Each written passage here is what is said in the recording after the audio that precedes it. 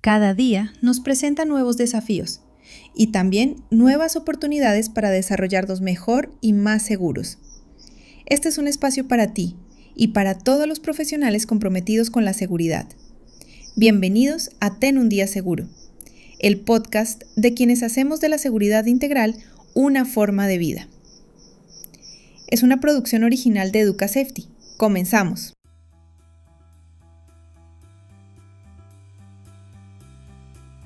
Hola, ¿qué tal? Bienvenidos todos a Ten un Día Seguro, el podcast de la comunidad de los profesionales en seguridad integral y una referencia para mejorar nuestra práctica profesional. Este es el podcast que te invita a la reflexión profunda sobre la seguridad humana. Soy Sergio y hoy con José Luis nos sumergiremos en una amenaza recurrente y cada vez más intensa en nuestras ciudades, las inundaciones urbanas. Saludos a toda nuestra audiencia. Nuestro tema de hoy, inundaciones urbanas, de la predicción a la protección. Sergio, pareciera que cada temporada de lluvias trae consigo nuevas noticias de calles convertidas en ríos, propiedades anegadas.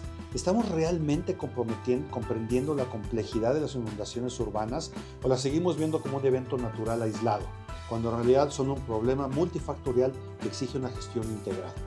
Precisamente ese es el tema en el que ahondaremos el día de hoy. Es un tema en el que espero salgamos empapados de conocimiento. Agradecemos sus valiosas aportaciones sobre la ciencia detrás de los accidentes y la pirámide de Bert. Su participación fortalece esta comunidad y nos impulsa a seguir explorando.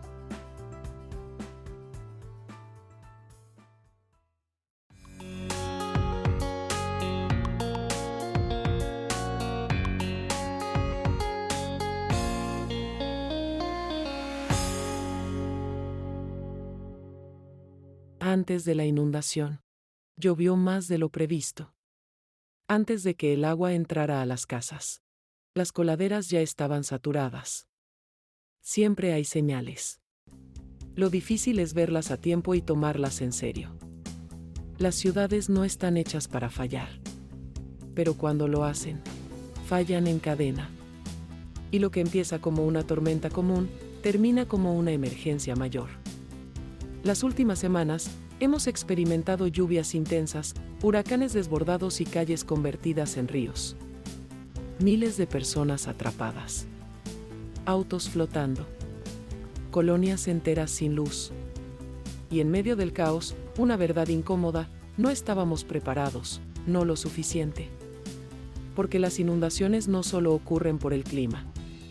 Ocurren por lo que no hicimos a tiempo. Drenaje sin mantenimiento, basura en la calle, ausencia de planes, falta de cultura preventiva. Pero no todo está perdido. Hoy, hay protocolos claros, tecnología de monitoreo, planes comunitarios y, sobre todo, aprendizajes que salvan vidas. La pregunta clave es, ¿los estamos aplicando? Este episodio de Ten un Día Seguro es una inmersión al fenómeno de las inundaciones en entornos urbanos, cómo se desencadenan, por qué afectan más a ciertos barrios, y lo más importante, ¿qué podemos hacer para prevenir lo que parece inevitable? Porque si aprendemos a reconocer las señales, si entendemos que prevenir también es limpiar una coladera, guardar documentos en alto, o conocer la ruta al albergue más cercano, entonces podremos protegernos mejor y evitar que el agua vuelva a tomar por sorpresa a una ciudad entera. ¿Estaremos preparados realmente en un futuro cercano?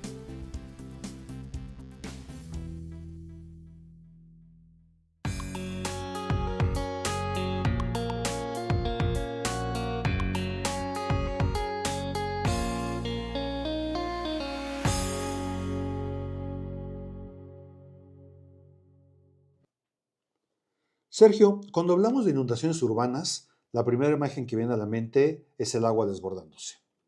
Esto es lo que erróneamente se conoce como desastre natural. ¿Es correcto llamarle así? Desde la perspectiva de la seguridad humana y de la gestión de riesgos, la respuesta es contundente. No, no es correcto.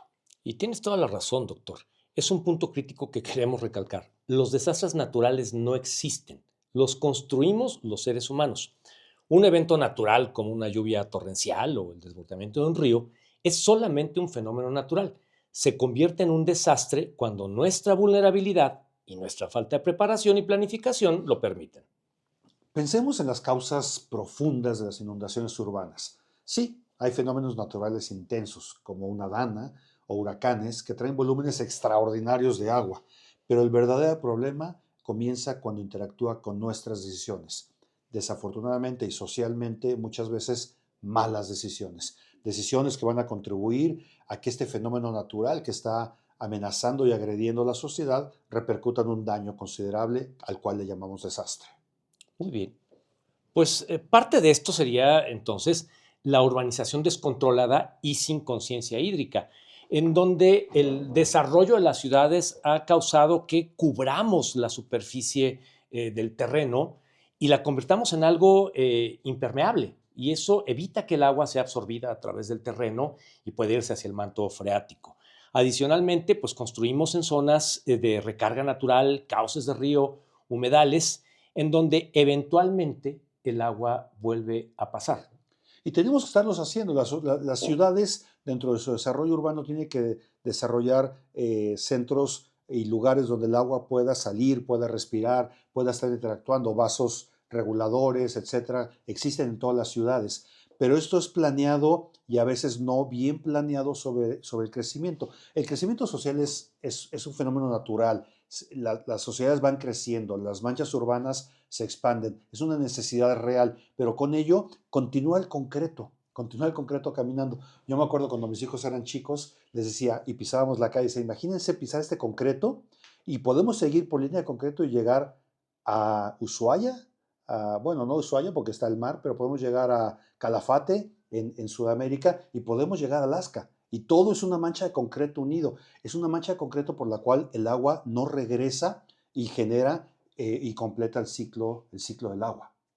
Y fíjate que es interesante porque ese desarrollo urbano ha generado que, y junto con el cambio climático, ha generado que la gente construya en zonas que hoy por las temporadas de sequía se vea como un llano muy agradable, pero ese llano es un lugar por el que históricamente han habido inundaciones y entonces cuando vuelve a llover, pues vuelve a caer el agua y estancarse en los mismos lugares y eso les genera problemas, ¿no? El agua tiene memoria. El agua tiene memoria. Donde había agua, agua regresará. Exactamente. Y es un fenómeno que se da de forma natural.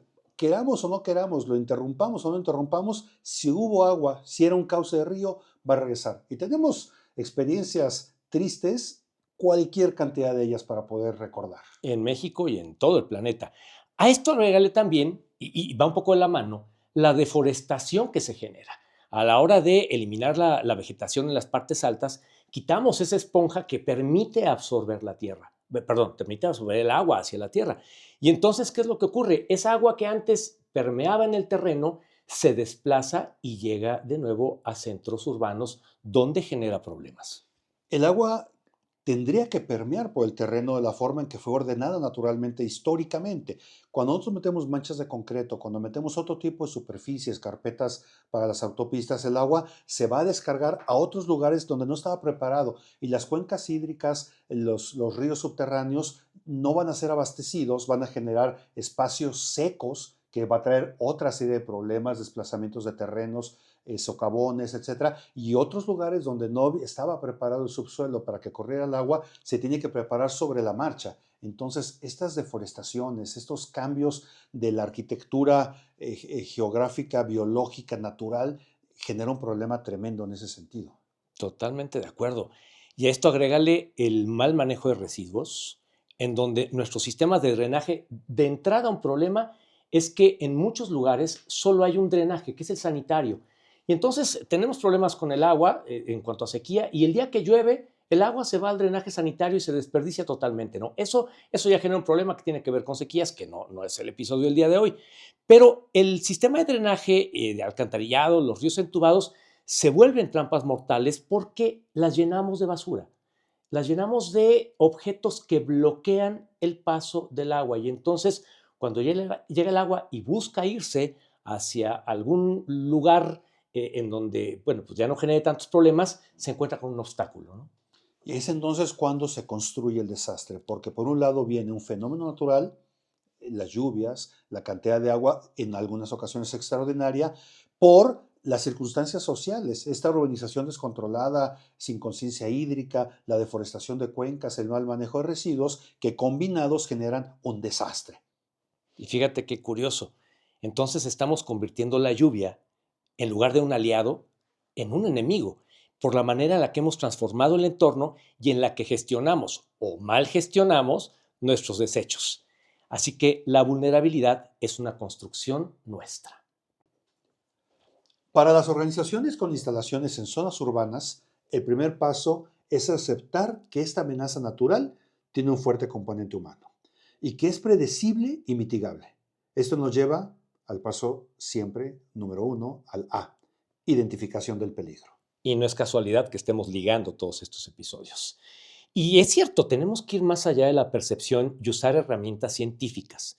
Los mapas de riesgo son la base, no solo para identificar zonas vulnerables, sino para entender la recurrencia, la profundidad del agua, el impacto potencial. Y esto será clave para, por ejemplo, evaluar los riesgos vinculados.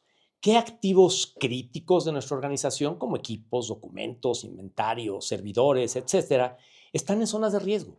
¿Qué rutas de evacuación se verían afectadas con una inundación? Y también es clave las decisiones de ubicación y diseño. Si vamos a expandirnos, ¿estamos eligiendo un terreno vulnerable? ¿Nuestras nuevas instalaciones tienen barreras o cimentaciones adecuadas? A fin de cuentas, el agua tiene memoria, como ya mencionamos. El agua, si estuvo, va a regresar. Estos mapas de riesgo no son estáticos. Deben actualizarse con los cambios en el uso del suelo y el clima. Son la primera defensa para evitar construir nuestro propio desastre. Y ahora algo que es interesante es que en México y en muchos otros países en Latinoamérica me ha tocado ver herramientas para poder generar mapas de riesgos sobre distintas ubicaciones y en distintos momentos y tener información de primera mano para poder hacer un análisis correcto.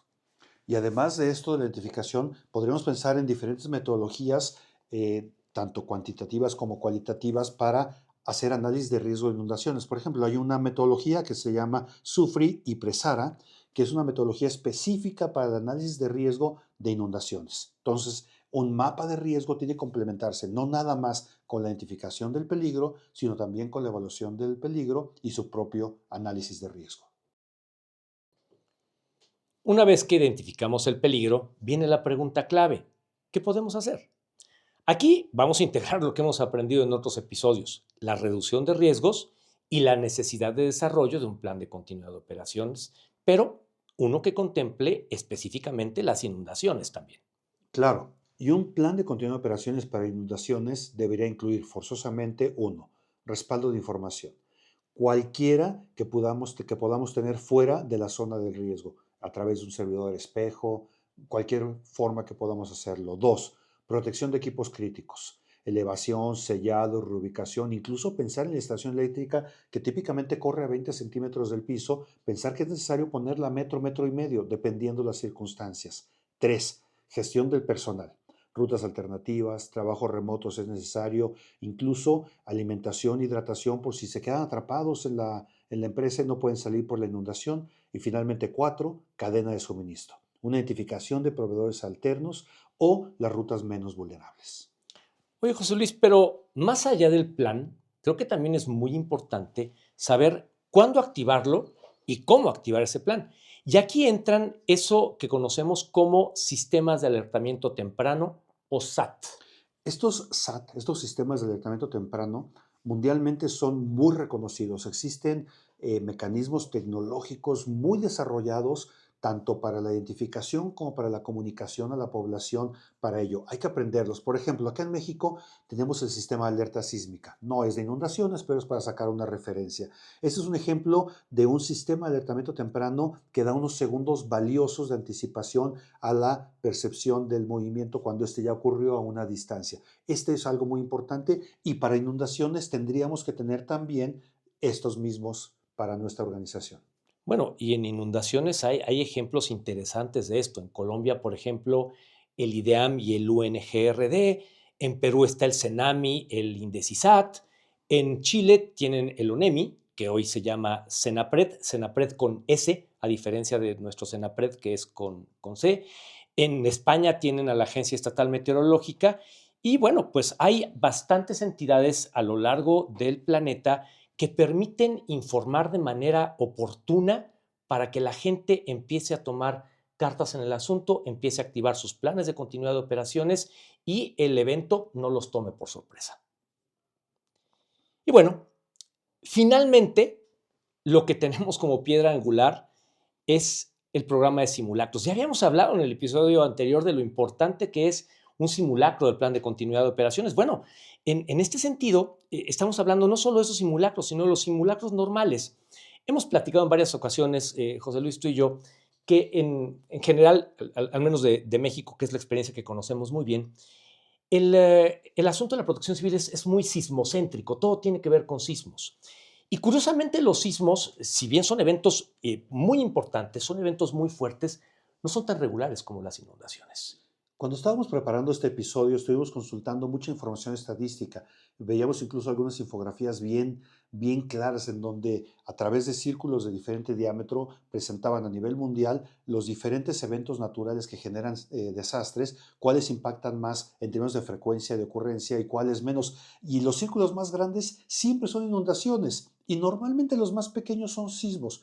¿Cuántos eventos de sismos tenemos importantes en una región, significativos al menos como para generar una sociedad alertada y que tenga algún tipo de acción en conjunto? Uno cada 3, 4 años en ciudades o en regiones sismoactivas versus inundaciones, que son cada año. Y cada año varios eventos bien significativos. Y cada año se repiten y muchas veces golpea una comunidad, lo hemos visto recientemente con huracanes como John y Otis, golpean a una comunidad y la vuelven a golpear el año siguiente cuando todavía no logra recuperarse del primer evento. Entonces, creo que esto implica que tenemos que tener simulacros que contemplen escenarios que no solo sean el sismo y la inundación, si es que estás en una zona afectada por potenciales crecidas de agua, será importante. Y no basta con tener un protocolo en papel.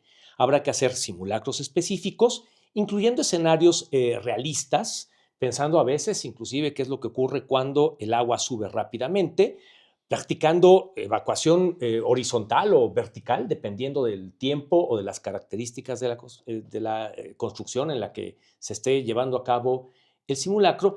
Y estos simulacros, además de poner a prueba el plan, lo que van a hacer es entrenar al personal para que sepan cómo reaccionar en caso de emergencia, ayudándolos a fortalecer esa cultura de resiliencia.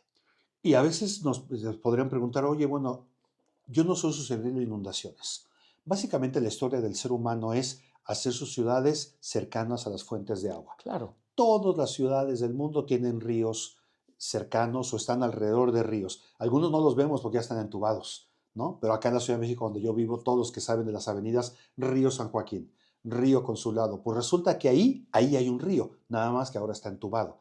Entonces, básicamente todas las ciudades tendríamos que estar preparados para este tipo de situaciones. Y qué interesante, es parte de la naturaleza normal, ¿no? Cuando vas de campamento, te gusta acampar cerca de un río. Correcto. Experiencias tenemos para llenar baldes y baldes de agua, Sergio. Tenemos cualquier cantidad de experiencias, etcétera. Por ejemplo, en mayo del 24, en Brasil, un evento importante con el Río Grande do Sul, con más de 160 muertos.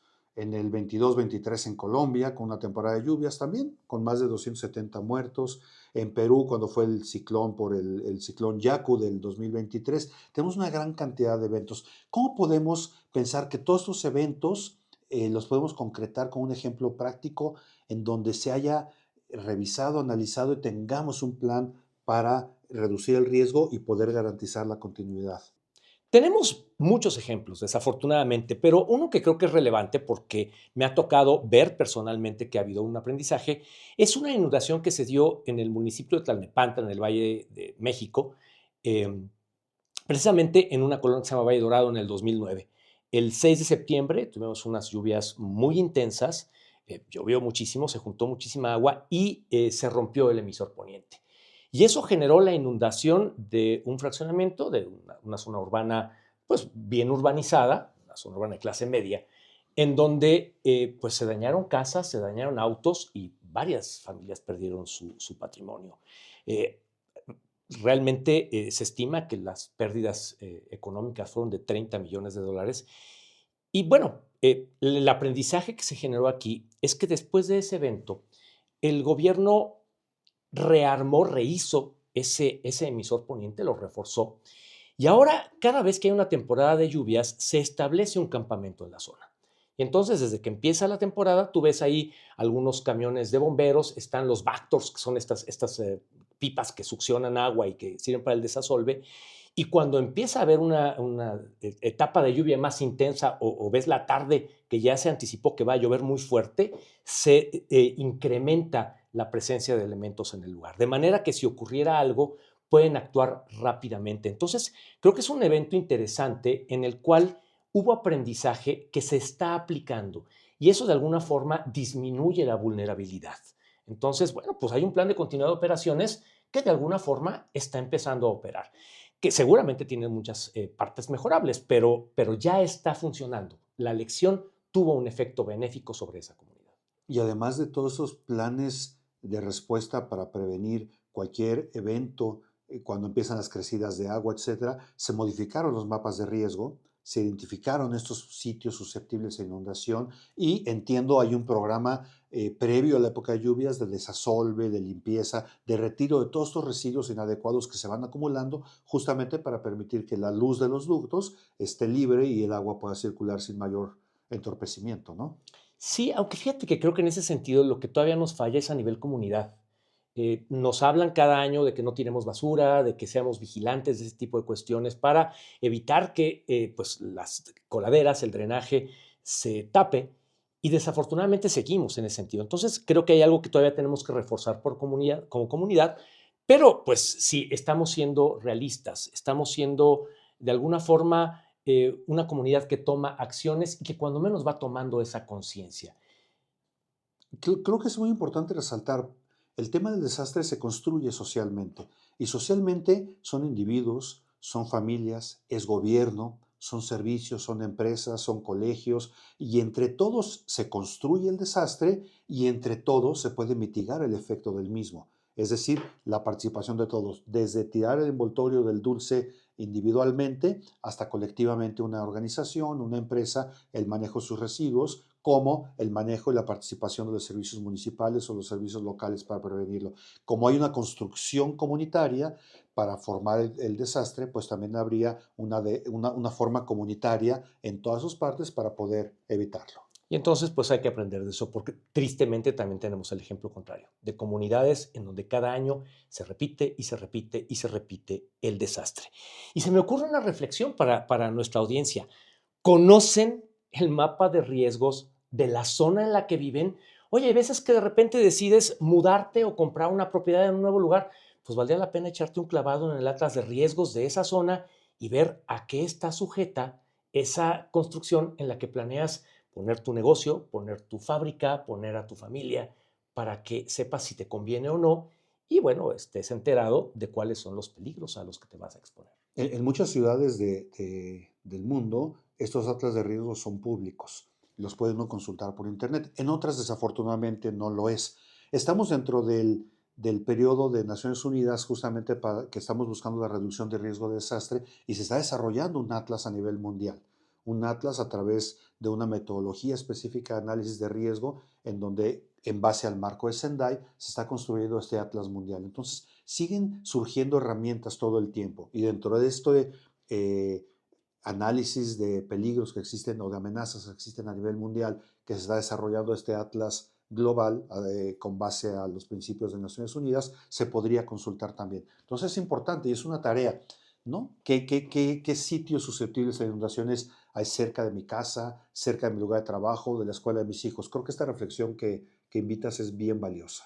Y bueno, entonces la información ahí está. Nuestra responsabilidad será aprender a utilizar. Pues con todo este trabajo, una vez que hemos identificado, evaluado estos peligros y amenazas de inundación y desarrollado los mapas de riesgo en donde la sociedad y cada uno de los integrantes de la sociedad puede consultar y tomar decisiones, pues todo esto arma y dice la prevención es clave. Por ejemplo, hay que desarrollar infraestructura verde, promover techos verdes, parques permeables, zanjas de infiltración, encontrar manera para que el agua regrese a las cuencas hídricas. Una parte importante también es el mantenimiento de drenajes, desarrollar programas de limpieza regular de alcantarillas y canales para evitar inundaciones. Y esto particularmente será importante justo antes de la temporada de lluvias. También las mancuernas autoridad-sociedad, especialmente la sociedad que desarrolla urbanísticamente las ciudades, tienen que tener normas estrictas para estas nuevas construcciones y reforestación. Cuidar el uso de suelo y respetarlo. Doctor, pero no olvidemos también que hay que hacer campañas y educación para la población de manera que aprendamos y tengamos muy bien presente en nuestro comportamiento diario esa cultura de no tirar basura en las calles ni en los drenajes. Y bueno, adicionalmente, pues tener en cuenta la identificación del peligro a nivel local, monitoreando los niveles de ríos en temporadas de lluvia, instalando o teniendo sensores de lluvia, poniendo cámaras en lugares críticos, de forma que esta prevención se haga de manera constante.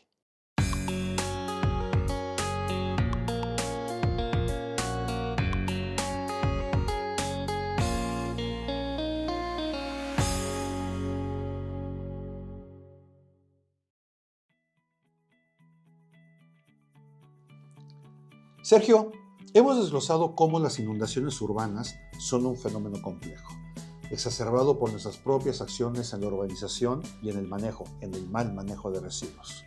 Así es, y la clave está en el conocimiento. Usar mapas de riesgo, implementar medidas de prevención activa y contar con sistemas de alertamiento temprano y protocolos ensayados para proteger a las personas y la continuidad de las operaciones. Desde Ten un Día Seguro, nuestro mensaje final es: no podemos controlar la lluvia, pero sí podemos controlar nuestra vulnerabilidad. Invierte en conocimiento, planificación y preparación para que la próxima temporada de lluvias no te encuentre desprevenido. Estimados colegas, queremos estar más cerca de ustedes. Hoy abrimos una nueva sección en la página www.tenundiaseguro.com. Se llama Biblioteca. Ahí cada 15 días vamos a subir información relevante a los episodios que estamos tratando. Queremos escuchar sus experiencias. ¿Qué iniciativas exitosas han implementado en sus ciudades o empresas para gestionar el riesgo de inundaciones? ¿Qué desafíos persisten? Escríbenos a hola@tenundiaseguro.com o encuéntranos en LinkedIn y X como @tenundiaseguro, usando precisamente el hashtag #tenundiaseguro. Y les agradecemos a todos sus comentarios. Gracias José Manuel Hernández, gracias Alexa Lee, gracias Héctor33. Sus aportes son cruciales para esta comunidad de expertos que construye la seguridad día a día. Gracias por sintonizarnos en este capítulo de Ten un Día Seguro. Nos vemos pronto. Y recuerda, ten un día seguro.